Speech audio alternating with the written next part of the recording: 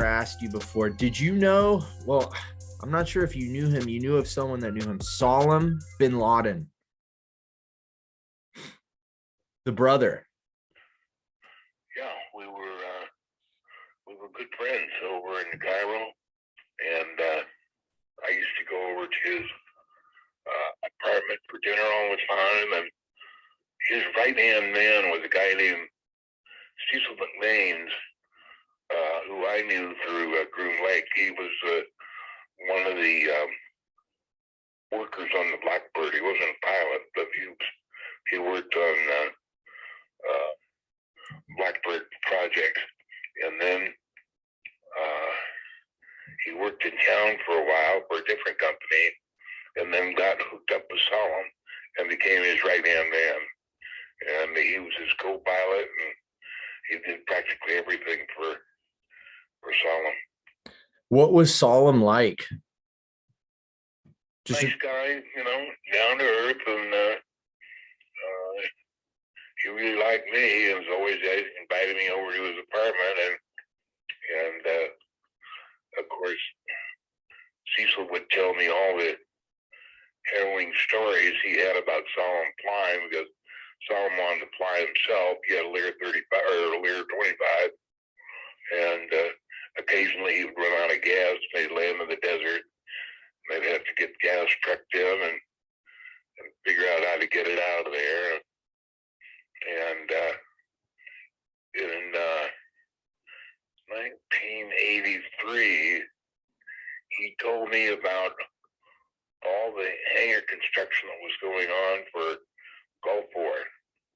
And they were the exact dimensions for the 117A, which hadn't been announced and wouldn't be announced till 87.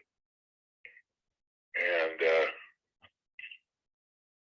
let's see, I think that was about it. Didn't he tell you about the cloning program in Saudi Arabia? Yeah. Salem told you this. No, Cecil told me. And he heard it. He came over when Cecil lived close to me in Las Vegas, and he would always come over and visit when he got back.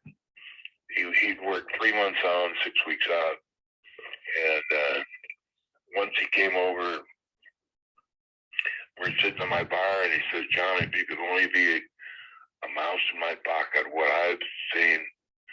And I said, and so he said, "Have you heard anything about cloning?" And I said, "No, I don't know anything about it." He said, "Well, it's all true. I've seen it, and it's impressive."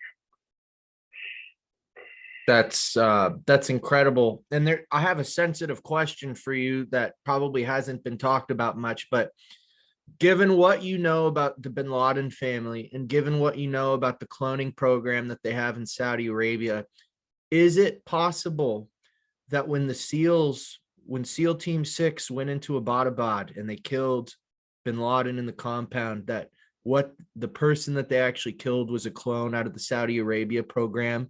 So even if the SEALs did kill him, the DNA would show it's bin Laden, even if it's a clone. Is that possible? That bin? It's possible. It certainly wasn't bin Laden, because he died in a Kuwait hospital in 2001, and I have a copy of the newspaper, or I had a copy of the newspaper headline when he passed away. And so it wasn't given much publicity over here, because our government was then Clinton, Bush, wanted to use Osama as the guilty guy for 9/11. Of course, 9/11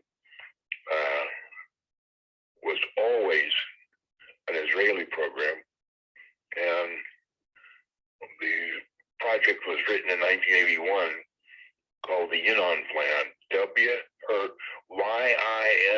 and it was named after the guy who wrote it. And the Israeli plan was to bomb the World Trade Center and make the Americans think that the Muslims did it, so that on this basis they could get the Americans to go to war in the Middle East and neutralize the six major enemies that Israel thinks it has there.